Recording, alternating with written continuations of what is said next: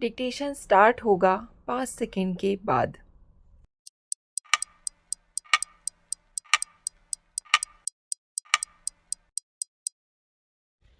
जैसे ही हम किसी के लिए गलत विचार रचते हैं तो अपने लिए भी एक गलत विचार रचते ही हैं। फिर हम एक दूसरे से दूर होने लगते हैं और तब वो हमारी अच्छी सलाह भी नहीं सुनते, क्योंकि जब उन्होंने हम पर गलत का लेबल लगा लिया तो हमारी हर बात उन्हें गलत ही लगने वाली है। हमारे विचार अलग हो सकते हैं, संस्कार अलग हो सकते हैं, लेकिन आधार में परस्पर सम्मान ही होना चाहिए।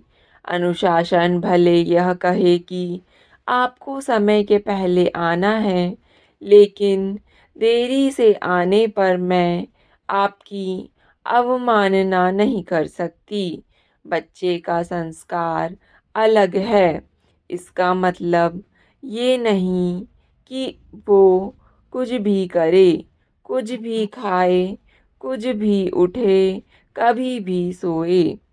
एडजस्ट करने का मतलब है उनके संस्कारों को समझते हुए, स्वीकारते हुए उसको अनुशासित करना है।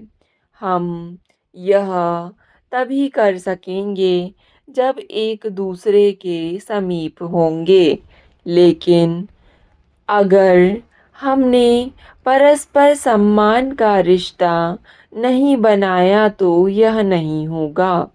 संस्कार कितना भी भिन्न हो, उसको हमेशा भिन्न ही कहना दूसरे अपने अपने नज़रिए से बिल्कुल सही है।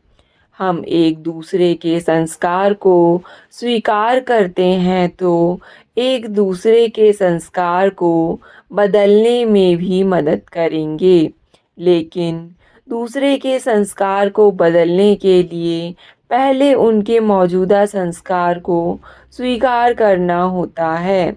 इसका मतलब है पहले उनको अपने नज़दीक लाना पड़ेगा, नकारा तो वो दूर चले जाएंगे।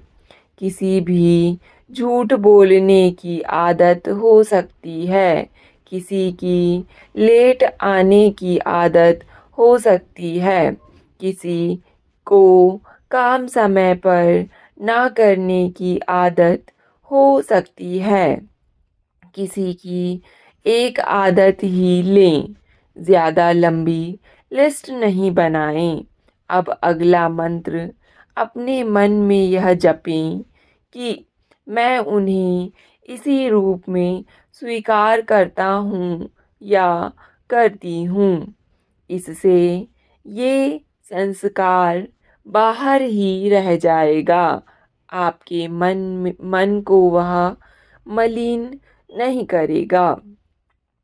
संस्कार उनका है, व्यवहार उनका है, लेकिन इसके बाद वो आपके मन पर कुछ लेकर नहीं आएगा। उनके संस्कार में इतनी शक्ति नहीं है कि आपके मन को कष्ट दें।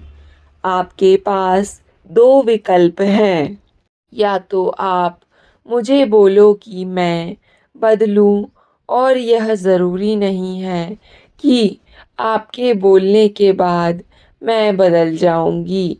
मैं कह सकती हूँ कि मुझे इस तरह से जीने में कुछ गलत लगता है, या मैं कहूँ कि मैं आपके कहने पर क्यों चेंज करूँ, या यह कि मैं भी बदलना चाहती हूँ, लेकिन मुझसे यह होता नहीं।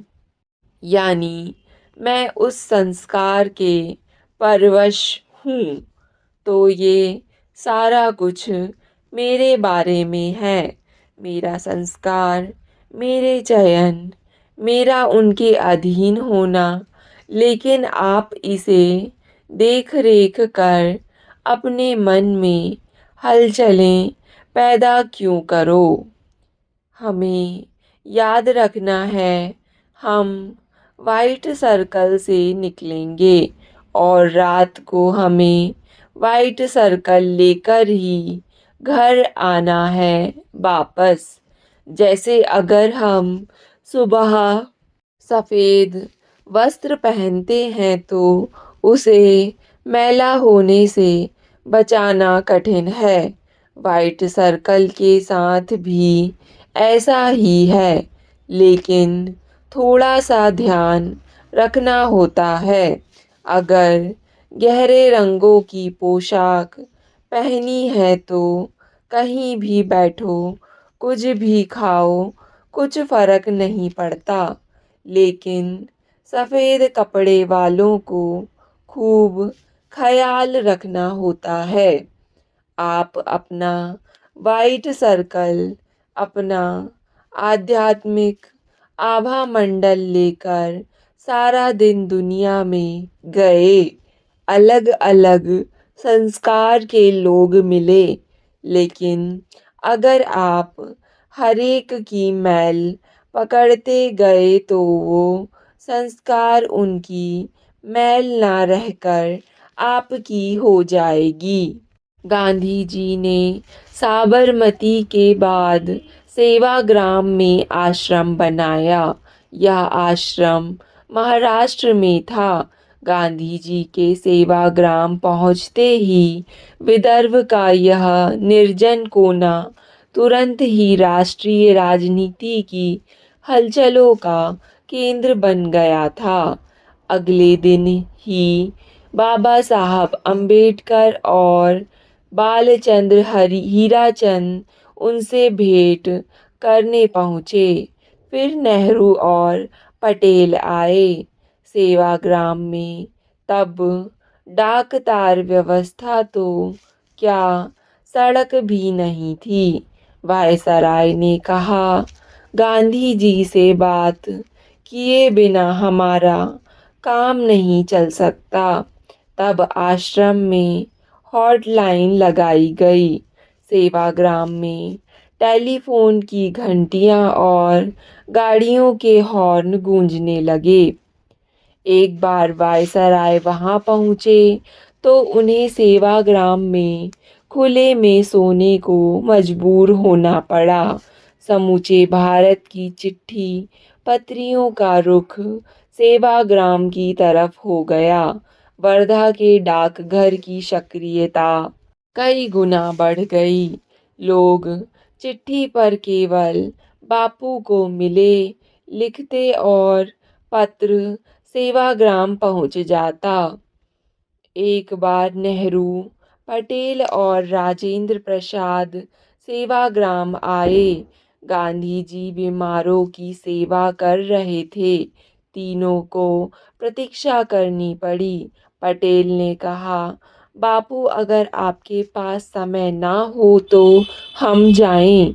बापू मुस्कुराकर बोले, यहाँ के दीन दुखी जन बहुत पीड़ा में हैं। धारणा वह अभ्यास है जिसमें हम अपने विचारों को भटकने से रोककर किसी एक विचार, शब्द या अनुभव पर टिकाए रखते हैं। लेकिन यह तब संभव होता है जब मन सजग हो। कई बार गलत धारणाओं के कारण जीवन दुख में बीतता है। नोसीबो प्रभाव उस स्थिति को कहते हैं जब किसी व्यक्ति की नकारात्मक अपेक्षा या विश्वास पीड़ा, तनाव या बीमारी को बढ़ा देता है। जैसे कोई दवा नुकसान नहीं करती, पर यह सोच लेना कि यह मुझे नुकसान करेगी, शरीर में वैसा ही असर उत्पन्न कर देता है। विज्ञान ने सिद्ध किया है कि मन की धारणा शरीर की रासायनिकी को बदल देती है।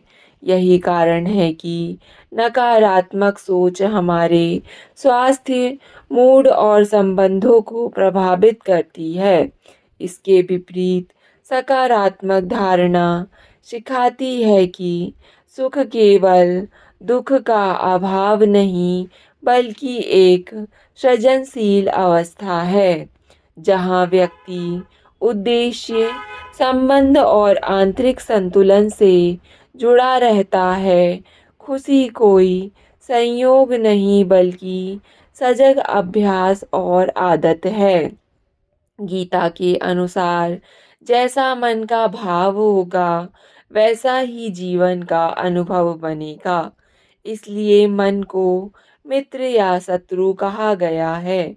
यह हमारे ही दृष्टिकोण पर निर्भर करता है।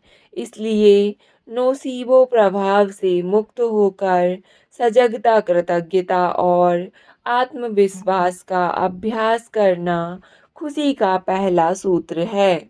एक शोध के मुताबिक हमारे दिमाग में रोज 12,000 से लेकर 60,000 तक विचार आते हैं। विचारों का यह तांता हमारे दिमाग में लगा ही रहता है। डिक्टेशन पसंद आए तो वीडियो को लाइक तथा चैनल को सब्सक्राइब ज़रूर करें। धन्यवाद।